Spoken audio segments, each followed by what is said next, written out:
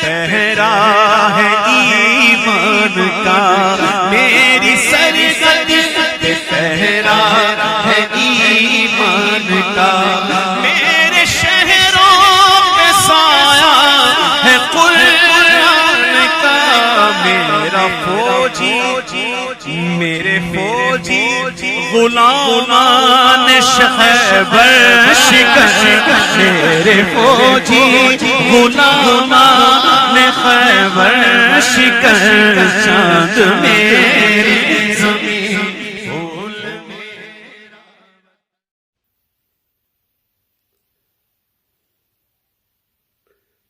نحمده ونصلي على رسوله الكريم، اما بعد فاعوذ باللہ من الشیطان الرجیم، بسم اللہ الرحمن الرحیم۔ انشاءاللہ کل بروز سنڈے 8:30 PM انشاءاللہ لائیو نشست ہوگی، جس میں حضور آقا مدنی تاجدار نور مجسم، کائنات کے والی، نبیوں کے سردار، سید المرسلین، خاتم النبیین، شفیع المذنبین، حضور آقا نبی رحمت نور مجسم صلی اللہ علیہ وسلم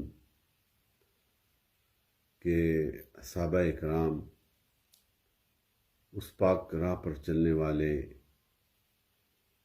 اصحابہ، the companions, the lovers, the devotees of Prophet Muhammad صلی اللہ علیہ وسلم، ان میں سے کوئی چند کے نام آپ نے خلفائے راشدین کا تذکرہ اکثر سنا، اور ان کے کردار اور ان کی وفا، ان کی محبت، ان کا عشق حضور کے ساتھ آپ سنتے رہے، لیکن میں نے کچھ چند دیگر صحابہ کرام کے زندگی کے حوالے سے، ان کی وفا کے حوالے سے چند 2 یا 4 یا 3 صحابہ کا کل کی اس مختصر سی نشست میں تذکرہ کروں گا،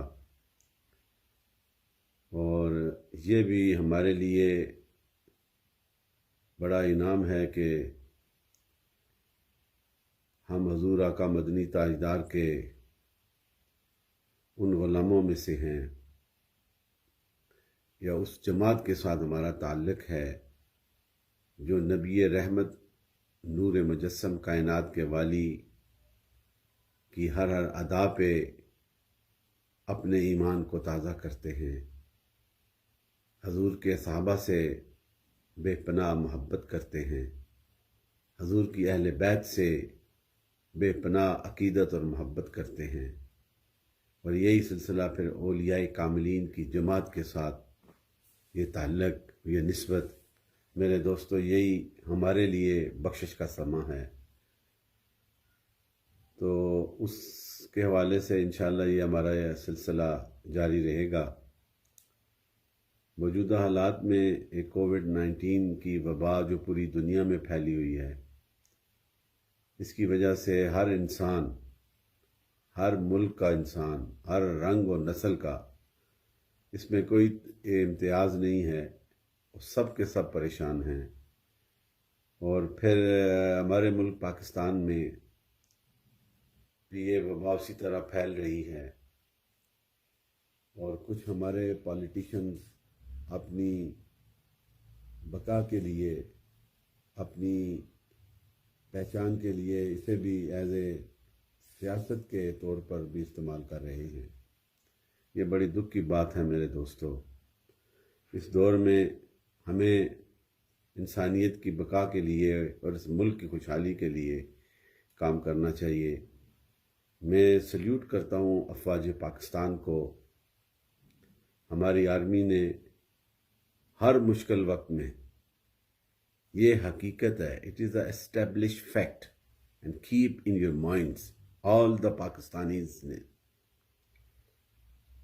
کہ افواج پاکستان نے ہر دور میں ملک میں کوئی آفات و بلیات کا حملہ ہوا تو یہ ہماری آرگنائزڈ انسٹیٹیوشن جو ہے آرمی، جو سرحدوں پہ بھی اس ملک کی سورینٹی کے لیے اپنی خدمات سر انجام دے رہی ہے، اندرون ملک میں بھی کبھی خلفشار بیماریاں، کچھ وبا، سیلاب، کوئی ایسی تکلیف آتی ہے تو پھر یہ سرگرم عمل ہوتے ہیں۔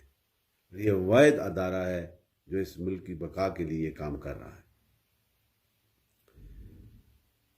اس وقت موجودہ دور میں یہ کووڈ-19 میں بھی ہماری افواج نے یہ سارا کام کیا، باقی سب پالیٹکس ہے، وہ اپنے اپنے لگے ہوئے ہیں۔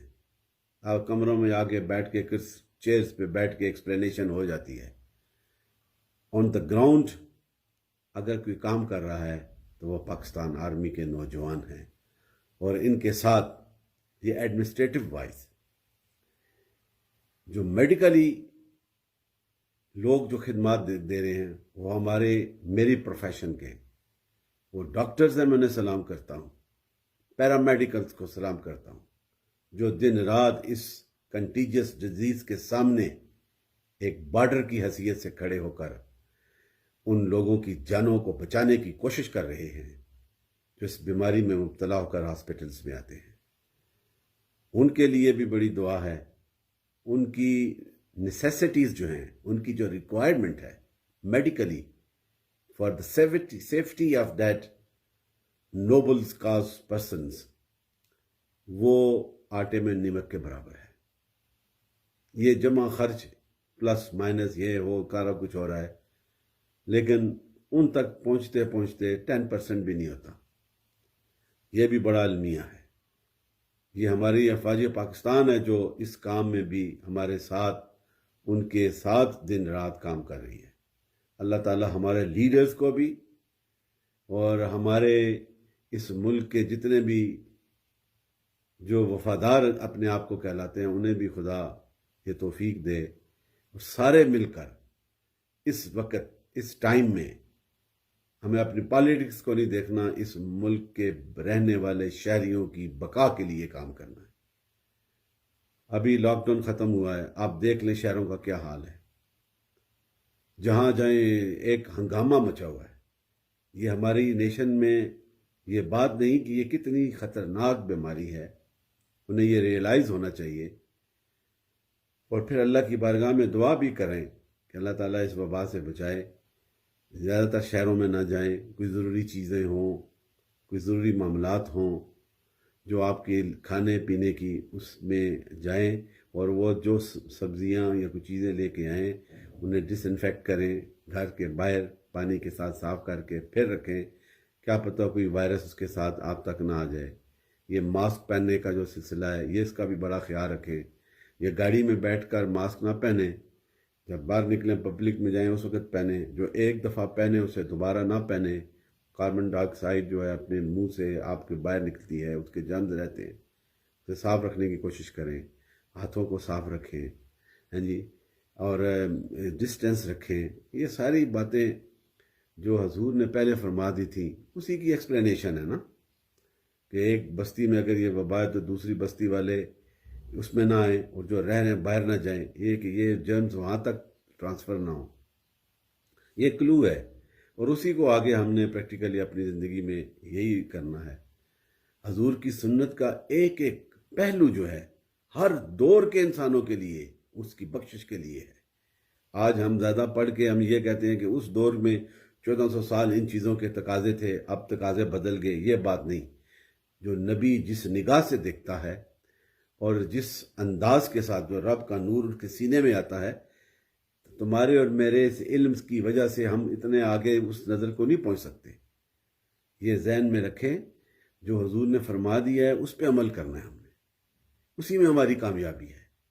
یہ اس دور کے لیے بھی اور قیامت تک آنے والے جتنے بھی ایمان والے ہیں ان کا ایمان کا تقاضا ہی ہے کہ اپنے نبی کی اس ہر چیز کو اسے موڈیفائی کرنے کی ضرورت نہیں، کہ یہ کیا ہے کہ اس دور میں جس طرح آج کل ایک میں نے سوال سنا تھا کہ عمرے کے لیے جائیں تو محرم کی ضرورت ہوتی ہے۔ اس زمانے میں پیدل سفر ہوتے تھے 3 میل کا، 3 ہفتے کا، 4 ہفتے کا۔ تو اس لیے حضور نے یہ فرمایا کہ کہ محرم کا، تاکہ اس کی حفاظت ہو سکے. تو یہ بات اس دور کے لیے بھی ہے اور اس دور کے لیے بھی ہے، اس میں کوئی تبدیلی نہیں. چاہے سفر تیز ہو گئے ہیں، جہازوں میں جاتے ہیں، لیکن پھر بھی تو 20 دن ادھر رہتے ہیں. تو اس سیفٹی کے لیے یہ ہر دور میں اس کا عمل ہوگا. محرم کا ہونا ضروری ہے. یہ حفاظت کرنے والا، ٹھیک ہے وہ 3 مہینے کا سفر پیدل ہوتا تھا، خطرے تھے، آج 1 گھنٹے کا سفر ہے، لیکن پھر بھی 20 دن تو اس نے ٹھہرنا ہے، ہوٹل میں ٹھہرنا ہے، جہاں بھی ٹھہرنا ہے، اس کی حفاظت کے لیے. یہ بات حضور نے کہہ دی، یہ بالکل حقیقت پہ ہے. کچھ حضرات ہمارے علم والے یہ کہنا شروع ہو جاتے ہیں کہ اب ضرورت نہیں. اب ضرورت ہے، اس دور میں بھی، اس دور میں زیادہ ضرورت ہے. یہاں پہ زیادہ برائیاں ہیں. وہ دور اعلیٰ تھا، ان کے ایمان اعلیٰ تھے، پھر بھی سرکار نے اس نبوت کی نظر سے یہ فرمایا تھا. اور اس دور میں بھی ضرورت ہے میرے دوستو، اپنے محرم کے ساتھ جائیں، اپنے گھر والے کے ساتھ، اپنے بھائی کے ساتھ جو ریلیٹیو کلوز ہیں، جنہیں اس چیز کی، اس رشتوں کی قدر ہے، ان کے ساتھ جائیں. یہ سرکار نے فرمایا ہے. تو یہ بھی ضرورت ہے. یہ نہیں کہ آپ اس دور، اس دور کے اور اس دور کے، یہ بات بھول جاؤ.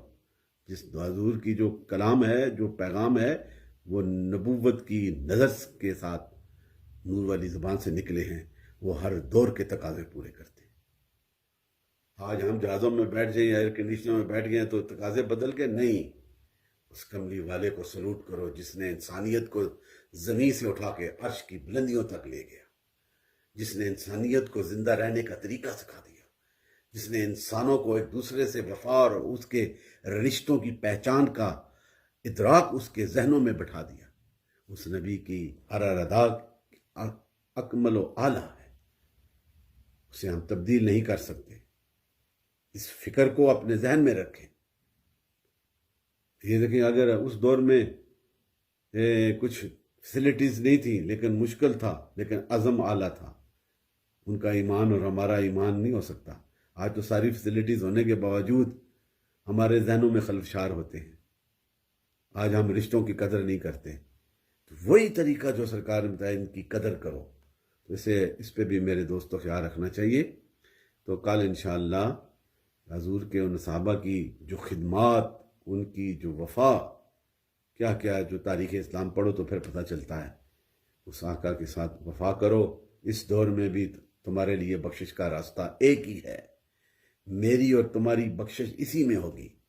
ان کتابوں کے تکبر اور اس علم کی اس جلال اور طاقت پہ نہیں ہوگی. اس نبی رحمت کے در پہ اپنے سر کے جھکانے سے ہوگی.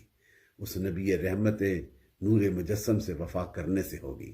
اور جس نے وفا کی، میرا ایمان ہے کملی والا اس پہ اتنا کرم فرماتا ہے. جس طرح ابو بکر پہ فرمایا، جس پہ عمر پہ فرمایا، آیا کتنی شانوں والے ہیں. بلال حبشی پہ فرمایا، سلمان فارسی پہ فرمایا. سیدنا سلمان فارسی کو یہ انعام ملا ان کی وفا کے صدقے کہ تم میرے اہل بیت میں سے ہو. یہ شان ہے میرے نبی کی. آج بھی اگر ہم اپنے آقا سے وفا کریں گے تو pay respect with the great extent, with the core of your heart, with the great extent of sincerity, so you will attain the reality of love of Almighty Allah and the love of the Sayyidina Muhammad Sallallahu Alaihi Wasallam. It is obligatory orders. It is the necessity of our faith. جب انسان، you can't alive without oxygen. How many times, just for 1 minute or 2 minutes, if you don't get that blessing which Allah gives to all the humanity, oxygen, that's your survival, is same as that. Without the love of Prophet Muhammad Sallallahu Alaihi Wasallam, we can't alive our soul. The requirement of your soul, your spirit, your internal feelings, that is the love of the Sayyidina Muhammad Sallallahu Alaihi Wasallam. If you have, so your soul is alive. اللہ تعالیٰ ہمیں اس نبی رحمت سے وفا کرنے کی توفیق عطا فرمائے، اور ان کے اقوال زریں جو اسوہ حسنہ، اس پہ عمل کرنے کی توفیق عطا فرمائے، اور حضور کے وفاداروں سے وفا کرنے کی توفیق عطا فرمائے.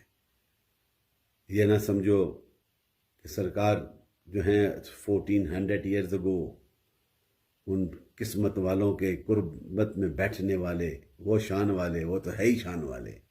آج بھی جو میرے رسول کا وفادار ہوتا ہے وہ لجپال اسے کبھی نہیں بلاتے، بلکہ اسے اپنے نور کے جلووں سے فیض عطا فرماتے. یہ بزرگان دین کے فیضان اور ان کے آستانے کیوں آباد ہیں؟ 1400 سال گزرنے کے باوجود جہاں جہاں اللہ کا ولی بیٹھا ہے، جس نے اللہ کی ذکر میں اپنی زندگی گزاری ہے، وہاں کتنی انوار و تجلیات کا نزول ہوتا ہے، اس لیے کہ وہ وفادار ہیں. آج ہمیں ان کے ساتھ وفا کرنے کی توفیق عطا فرمائے. السلام علیکم ورحمۃ اللہ وبرکاتہ. ان کی بات پھیلانا صدقہ جاریہ ہے. ثواب کی نیت سے ویڈیو کو شیئر ضرور کیجیے. جزاک اللہ.